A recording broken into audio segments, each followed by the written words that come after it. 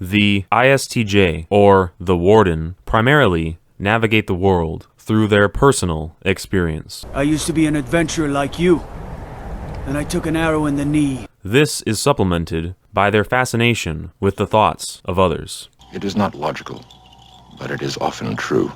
This leads the ISTJ to use memories of their past experiences in order to assess what makes the most logical sense going forward. There will be a substantial reward for the one who finds the Millennium Falcon.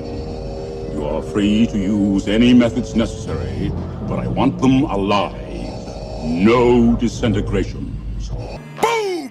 You've seen this before? 11 times, as a matter of fact. They can be the most principled and well-adjusted people, always striving to do things correctly. I could never forgive myself if I walked away from this.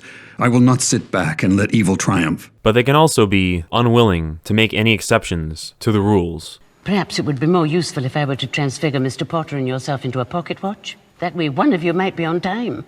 We got lost. Then perhaps a map. Oh, good.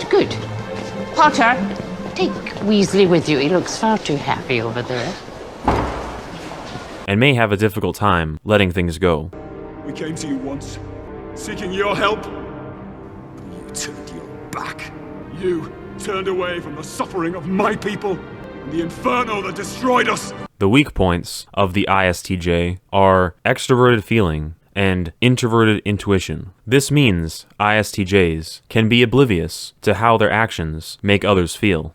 Have you suffered any physical damage, Somali? Father, I'm not like an object or something. Then I will rephrase. Were you injured? Nope. Their deep understanding of others' thought processes, while misinterpreting their emotions, can give ISTJs the wrong idea about the intentions of others. You look lovely, Elizabeth.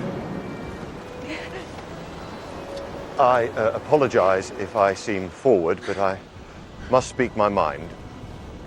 I can't breathe. Yes, I'm a bit nervous myself.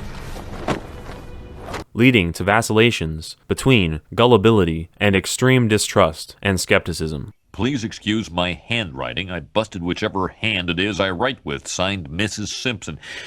You were right to be suspicious, Edna. To the crime lab. Am I so out of touch? No, it's the children who are wrong. They can also be utterly clueless as to what the future may bring. Unlike the INTJ, who has a master scheme and plans towards it, the ISTJ instead prepares for many potential outcomes. My disappointment is immeasurable, and my day is ruined. As you can guess, there are pros and cons to each approach. In the case of the ISTJ, the pro is that they have more to fall back on should one thing fall through. The con is that they tend to throw stuff at the wall, seeing what sticks, rather than committing to an idea. The strong points of the ISTJ are introverted sensing and extroverted thinking. This means they learn a lot of skills from their lived experience and feed off the logic systems of others. It is not logical. They tend to be the archetype for a father or grandfather figure, one who often has to take on the role reluctantly, but eventually learns to trust others and let go of past grief. The ISTJ can be a great role model or a stodgy tyrant.